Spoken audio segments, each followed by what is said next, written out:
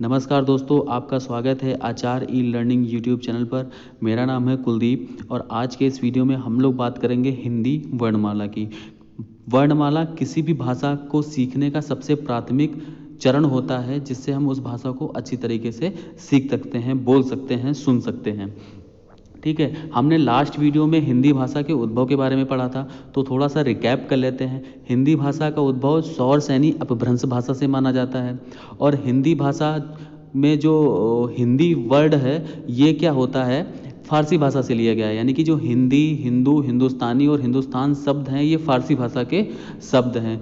हिंदी में कुल 18 बोलियां हैं। अब 18 बोलियां हैं हिंदी की।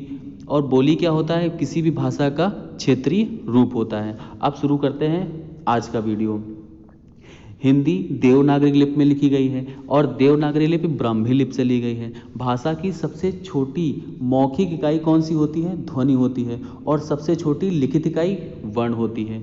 वर्ण क्या होते हैं, वर्ण उस मूल ध्वनि को कहते हैं जिनका खंड ना हो सके, यानी कि उनको हम तोड़ ना सकें। वर्ण से मिलकर शब्द बनते हैं और शब्द से मिलकर वाक्य बनते हैं। और फिर वर्णों के उच्चारण समूह को वर्णमाला कहते हैं। जब हम वर्णों को एक सुव्यवस्थित ढंग से लिख देते हैं तो वो वर्णमाला का रूप ले लेते हैं। ठीक है, अब वर्ण कितने प्रकार के होते हैं, वर्ण 2 प्रकार के होते हैं। स्वर होते हैं और व्यंजन होते हैं। स्वर कौन से होते हैं, वे वर्ण जिनका उच्चारण बिना अवरोध के स्वतंत्र रूप से होता है, यानी कि उनका उच्चारण हम बिना किसी सहायता से करते हैं, वे स्वर कहलाते हैं। हिंदी भाषा में स्वरों की संख्या 11 है। वे वर्ण जिनका उच्चारण स्वरों की सहायता से होता है, वे व्यंजन कहलाते हैं। व्यंजनों की संख्या 33 है। तो इस प्रकार वर्णमाला में वर्णों की संख्या 49 है, यानी कि 49 वर्ण हम लोग लिखते हैं। आज से ज्ञ तक 49 वर्ण लिखते हैं, लेकिन उत्पत्ति के आधार पर वर्णमाला में वर्णों की संख्या 52 होती है।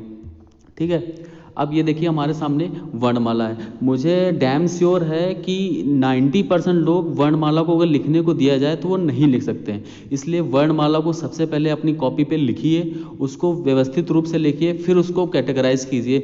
जो लोग नहीं लिख पा रहे हैं तो इसका स्क्रीनशॉट लीजिए और एक तरीके से लिखिए। देखिए, वर्णमाला में कुल 49 होंगे, लेकिन इसमें हमने 52 लिख रखे हैं। स्रा और ये ड और ढा वर्णमाला में हम लोग नहीं लिखते हैं, ये उत्पत्ति हुई है इनकी। ठीक है, स्वर कौन कौन से होते हैं, अ आ इ ई उ ऊ री ए आए ओ औ। और अनुस्वार अंग होता है, विसर्ग आहा होता है। इनको हम लोग आगे पूरा डिस्क्राइब रूप से पढ़ेंगे। ठीक है, आगे चलते हैं। स्वर, स्वर की बात करें, स्वर हमारे कितने होते हैं, 11। तो स्वर को भी 2 भागों में बांटा गया। मुख्यतः 2 भाग होते हैं, लिखते 3 भाग हैं। मुख्यतः 2 भाग कौन कौन से होंगे, ह्रस्व स्वर, दीर्घ स्वर। लेकिन उत्पत्ति पे तीसरा स्वर भी होता है, उसको क्या बोलेंगे, प्लुस स्वर। तो ह्रस्व स्वर किनको बोलेंगे, वे स्वर जिनकी उत्पत्ति अन्य स्वरों से नहीं होती है। ह्रस्व स्वर या एक मात्रिक स्वर या लघु स्वर या मूल स्वर कहते हैं। एक मात्रिक क्यों बोलते हैं, क्योंकि इनको बोलने में एक मात्रा का समय लगता है। जैसे अ ई उ री, ये क्या हुए, ह्रस्व स्वर हुए। लेकिन वे स्वर जिनकी उत्पत्ति मूल या ह्रस्व स्वर को किसी अन्य ह्रस्व स्वर से मिलाने से होती है, तो वे दीर्घ स्वर कहलाते हैं। इनको बोलने में 2 मात्राओं का समय लगता है, इसलिए द्विमात्रिक स्वर भी कहलाते हैं। ये गुरु भी बनता है। गुरु मतलब क्या होता है, जिनमें 2 मात्राओं का समय लगे उन्हें गुरु कहते हैं। जैसे बड़ा, बड़ी, बड़ाऊ, ए आए ओ औ, ये क्या हो गए, दीर्घ स्वर हो गए। प्लुस स्वर होते हैं। प्लुस स्वर को हम लिखते नहीं हैं, वर्णमाला में नहीं लिखे जाते हैं, लेकिन जिन स्वरों के उच्चारण में तिगुना समय लगे, मतलब जो ह्रस्व स्वर के 3 गुना समय लगे, वो प्लुस स्वर कहलाते हैं। जैसे उनको त्रिमात्रिक भी कहते हैं। जैसे ओम, ओम बोला जाता है, मतलब जिनको भी हम बोलने में थोड़ा सा प्रेशराइज करें जिस चीज़ को बोलने में, जैसे हे राम, तो वो क्या होंगे, प्लुस स्वर के अंतर्गत आते हैं। ठीक है, अब स्वरों का वर्गीकरण नॉर्मल तरीके से स्वर दीर्घ ह्रस्व स्वर दीर्घ स्वर हो गए, लेकिन अब थोड़ा जीवा की ऊंचाई के आधार पर देखते हैं। जीवा की ऊंचाई के आधार पर, यानी कि उच्चारण प्रयत्न के आधार पर 4 भागों में बांटा गया है। विव्रत, मतलब अर्धविव्रत, अर्धसंवृत और संवृत। तो विव्रत में कौन सा वर्ण आएगा, बड़ा आ। अर्धविव्रत में छोटा आ, ए और औ आता है। फिर अर्धसंवृत में ए और ओ आएगा। फिर संवृत में ई उ आता है। इसी प्रकार जीवा की उत्पत्ति के भाग के आधार पर, यानी कि उच्चारण प्रकृति के आधार पर तीन प्रकार होते हैं, अग्र स्वर, मध्य स्वर और पश्च स्वर। अग्र स्वर में क्या होता है, ई ए आए, ठीक है। मध्य स्वर में क्या होगा, आ होता है। पश्च स्वर में आ उ औ औ। इन सबको याद करने का सिंपल तरीका होता है, जो हमारा ए होता है, ए क्या होता है, आ और ई से मिलकर बना होता है। यानी कि हमें ई सम्मिलित हुआ तो हम ई वाला सीरीज याद रखेंगे, ई याद रखेंगे कि अग्र स्वर से बोला जाता है, तो ई और ई से मिलने वाले जितने वर्ण होंगे वो क्या होंगे, अग्र स्वर में आएंगे। इसी प्रकार पश्च स्वर में क्या होता है, आ और उ से मिलकर ओ बनता है, इसलिए वो पश्च स्वर में जाते हैं। अब बात करते हैं ओष्ठों की स्थिति के आधार पर। हमारी ओठों की स्थिति के आधार पर हम इनको तीन भागों में बांटा गया है, अवर्तुल, वर्तुल और अर्धवर्तुल। अवर्तुल में क्या होंगे, ई ए आए भी आता है, और वर्तुल में उ ओ औ आता है। अर्धवर्तुल में आ, यानी कि इसको हम ऐसे बोलें कि जो हमारा मुख गोल होता है उ ओ औ, तो वो वर्तुल कहलाएगा।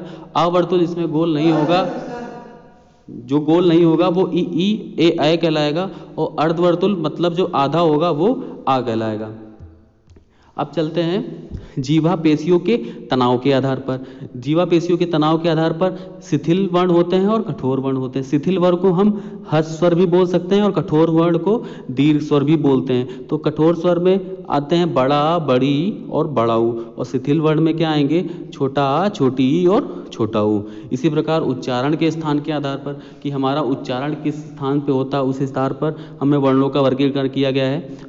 कंठ की से बोले जाते हैं आ और विसर्ग मतलब आह, ठीक है। फिर तालव्य, तालव्य से ई और ई बोला जाता है। मूर्धन्य री, ओष्ठ उ, अनुनासिक होता है अनुस्वार, अंग वाला जो होता है, अंग जैसे अंग से अंगूर, तो ये क्या होगा, अनुनासिक होता है। कंठोष्ठ मतलब कंठ और ओष्ठ की सहायता से औ और ओ बोला जाता है। कंठ और तालव्य की सहायता से ए और ऐ बोला जाता है। तो ये हमारे प्रकार हो गए उच्चारण के स्थान के आधार पर। अब बात करते हैं अयोग वा, जो हमने पढ़ा अंग और आ, ये पढ़ा विसर्ग और ये अनुसार, यही हमारे क्या होते हैं, अयोग वा। अयोग वा क्या होते हैं, इन ध्वनियों को अयोग वा इसलिए कहते हैं क्योंकि ये योग ना होने पर भी साथ में रहते हैं। ये कोई अक्षर या वर्ण नहीं है, इनका केवल मात्रा का प्रयोग किया जाता है। जैसे अनुस्वार में हम एक बिंदी का प्रयोग करते हैं, विसर्ग में हम दो बिंदियों का पीछे प्रयोग करते हैं, ये वाली बिंदियों का, ठीक है। फिर क्या हुआ, अब क्या करते हैं, जो अनुस्वार और विसर्ग होते हैं ना ये तो स्वर हैं और ना ही व्यंजन है, ना ये स्वर होते हैं ना व्यंजन है, ना इनको स्वर की कैटेगरी में रखा जाता है ना ही व्यंजन की कैटेगरी में रखा जाता है। अब बात करते हैं मात्रा की। मात्रा व्यंजनों के विभिन्न प्रकार के उच्चारणों को स्पष्ट करने के लिए जब उनके साथ स्वरों का प्रयोग होता है तब स्वर का वास्तविक रूप जिस रूप में बदल जाता है उसे मात्रा कहते हैं। जैसे छोटा आ की कोई मात्रा नहीं होती, वो सीधे सीधे वर्ण में जुड़ता है। जैसे का के बाद आ जाता है तो छोटा आ होता है तो का पूर्ण का हो जाता है, लेकिन अगर का के बाद, का व्यंजन के बाद बड़ा आ जाए तो वो का हो जाता है। छोटी की मात्रा इस प्रकार होती है, बड़ी, छोटाऊ, बड़ाऊ, इसी प्रकार ये सारी मात्राएं होती। और अयोग वा में ये अनुस्वार हुआ और ये विसर्ग हुआ, जिसमें दो बिंदियों का प्रयोग किया जाता है। धन्यवाद इस वीडियो को देखने के लिए। आप लोगों को अगर ये वीडियो अच्छा लगा हो तो प्लीज़ इसको लाइक कीजिए, सब्सक्राइब कीजिए और लोगों को शेयर कीजिए।